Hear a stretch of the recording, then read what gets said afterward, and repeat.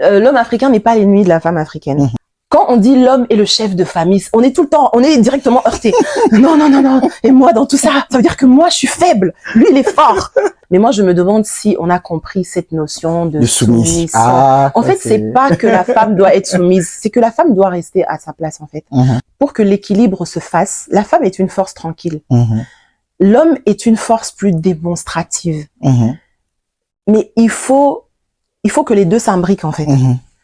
Il faut que la femme, non pas descende, non, elle doit pas descendre. Elle doit pas descendre. Elle doit rester à sa place, cette force tranquille. Exactement. Mais il faut qu'elle laisse l'homme manifester ce côté de puissance, en fait. Exactement. Il y a des femmes qui sont dans cette logique de castration. Quand elles ont affaire à un homme qui est très imposant et qui manifeste beaucoup son masculin sacré, elles veulent le castrer. On a absolument besoin de cette force masculine.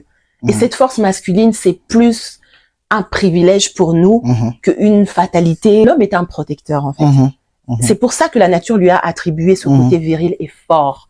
Et il ne faut absolument pas qu'on casse cela.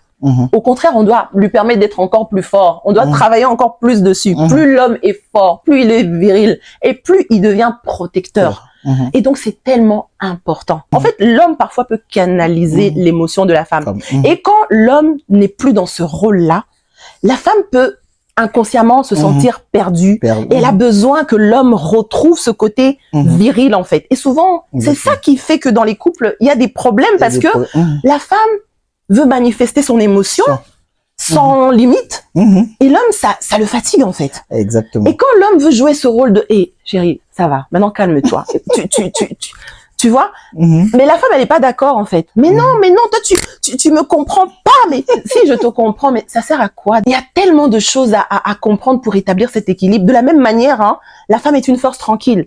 Quand l'homme commence à manifester sa toute-puissance et il y a que la femme qui peut le calmer. Oui, de toute façon. La douceur de la femme, c'est ça qui vient calmer l'homme. Exactement. Et il faut vraiment qu'on arrive à comprendre tous ces mécanismes-là et à les accepter, en fait. Exactement. Pour vivre l'équilibre. Donc, on a besoin, nous, les femmes, d'être canalisées parfois par une force, je ne dirais pas supérieure, mais puissante. Puissante, ouais. Virile. Et qu'on ressente qu'il y a vraiment un poids sur nous qui arrive à... Exactement.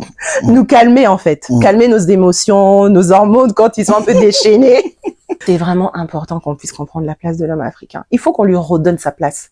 Et ça aussi, il faut que... Par contre, faut pas trop en dire aussi, parce qu'il faut que les gens s'y achètent ton livre. Voilà, c'est ça. Pour bien comprendre encore. Je ne dirais que ça.